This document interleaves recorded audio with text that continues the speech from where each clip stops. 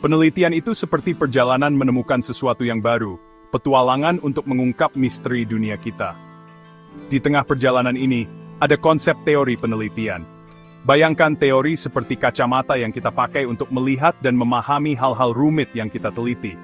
Teori itu kerangka dari ide-ide yang saling terhubung, seperangkat prinsip yang menjelaskan dan memperkirakan bagaimana sesuatu bekerja.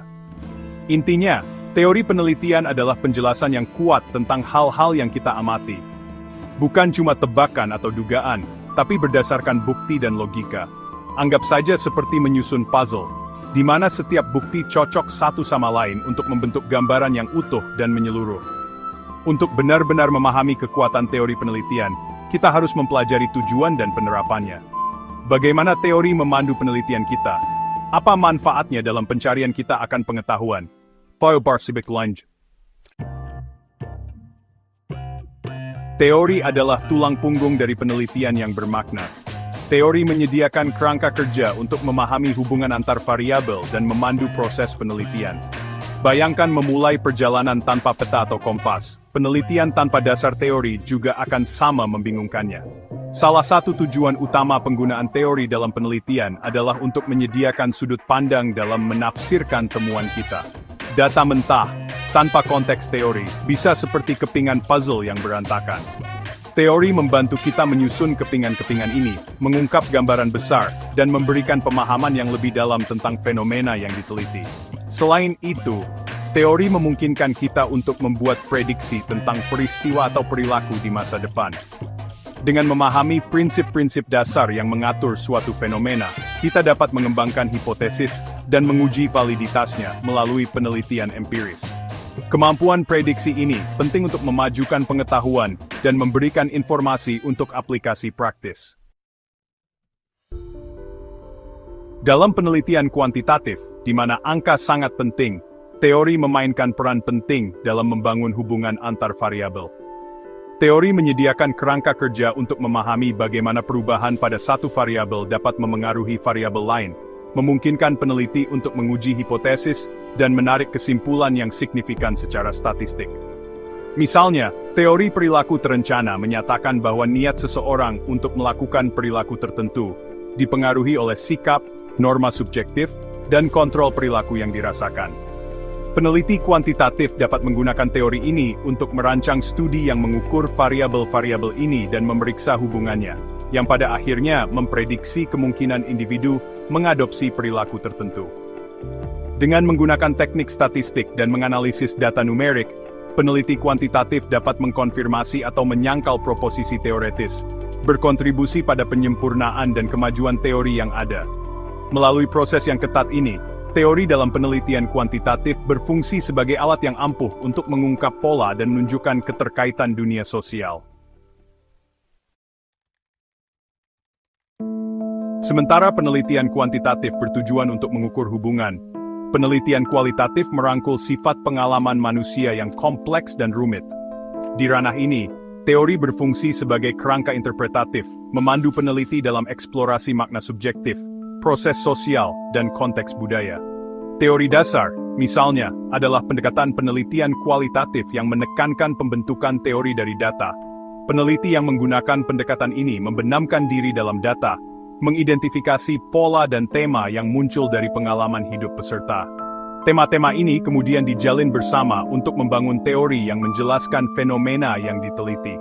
Tidak seperti penelitian kuantitatif, di mana teori sering diuji dan dikonfirmasi, penelitian kualitatif sering menggunakan teori sebagai konsep pemahaman, menyediakan titik awal untuk memahami data, tetapi tetap terbuka terhadap kemungkinan merevisi atau menolak kerangka teoritis berdasarkan temuan.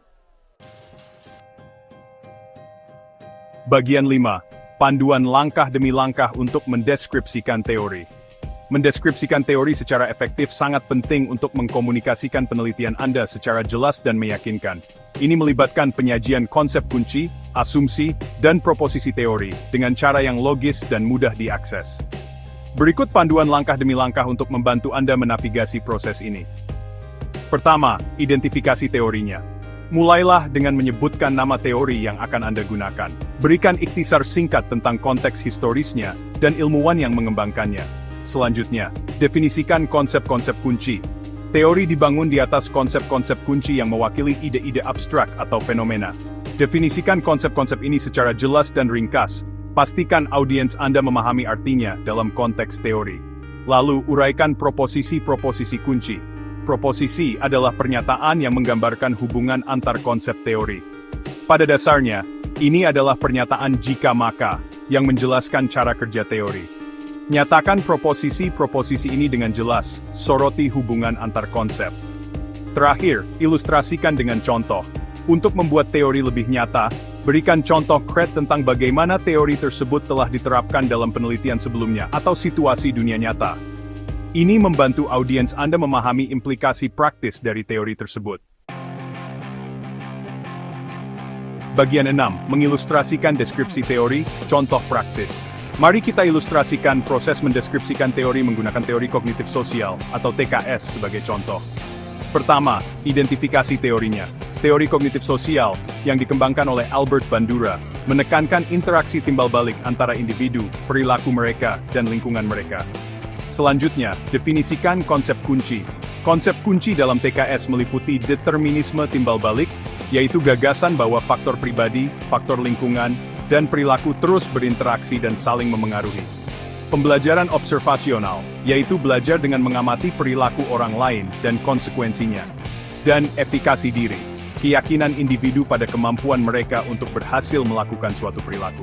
Lalu uraikan proposisi kunci. Proposisi kunci dari TKS adalah bahwa individu lebih mungkin untuk mengadopsi suatu perilaku jika mereka mengamati orang lain melakukannya dengan sukses, dan jika mereka percaya bahwa mereka mampu melakukannya sendiri, yaitu efikasi diri. Terakhir, ilustrasikan dengan contoh. Contoh TKS dalam tindakan adalah program berhenti merokok, yang menggunakan sesi kelompok, di mana peserta mengamati dan belajar dari orang lain yang telah berhasil berhenti merokok, sehingga meningkatkan efekasi di mereka, dan meningkatkan tian untuk berhenti. Bagian 7, pertimbangan penting saat mendeskripsikan teori. Saat mendeskripsikan teori dalam penelitian Anda, perhatikan pertimbangan berikut. Relevansi. Pastikan teori yang Anda pilih relevan langsung dengan pertanyaan penelitian Anda, dan fenomena yang Anda selidiki. Kejelasan dan keringkasan. Sajikan teori dengan cara yang jelas, ringkas, dan mudah dipahami. Hindari jargon dan bahasa yang terlalu rumit. Alur logis, susun deskripsi Anda secara logis, dimulai dengan prinsip utama teori, dan kemudian mendalami konsep dan proposisi spesifiknya. Evaluasi kritis. Akui batasan atau kritik apapun terhadap teori tersebut. Tunjukkan pemahaman Anda tentang kekuatan dan kelemahannya. Dengan mematuhi pertimbangan ini, Anda dapat mengkomunikasikan dasar teoretis penelitian Anda secara efektif, meningkatkan ketelitian dan kredibilitasnya. Bagian 8. Evolusi teori. Teori bukanlah entitas statis tetapi kerangka kerja yang berkembang yang terus-menerus disempurnakan dan ditantang melalui penelitian empiris. Seiring munculnya bukti baru dan pemahaman kita tentang dunia semakin dalam, teori dapat dimodifikasi, diperluas, atau bahkan digantikan oleh penjelasan yang lebih komprehensif. Proses pengembangan teori adalah siklus berkelanjutan dari observasi, pembentukan hipotesis, pengujian empiris, dan penyempurnaan teoretis.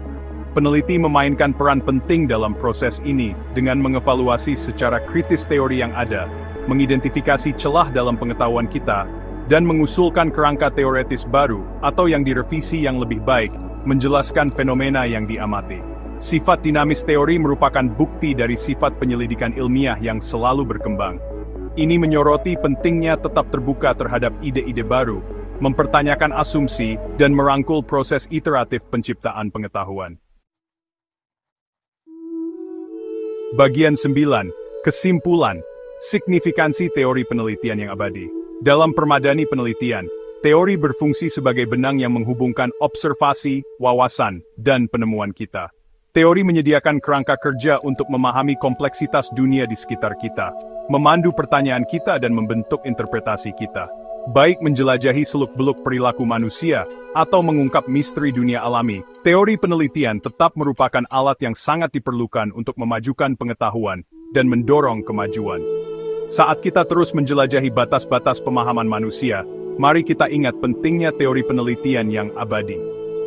Dengan merangkul kekuatan teori, kita memulai perjalanan penemuan, menerangi jalan menuju pemahaman yang lebih dalam dan lebih bernuansa tentang diri kita sendiri dan alam semesta yang kita huni.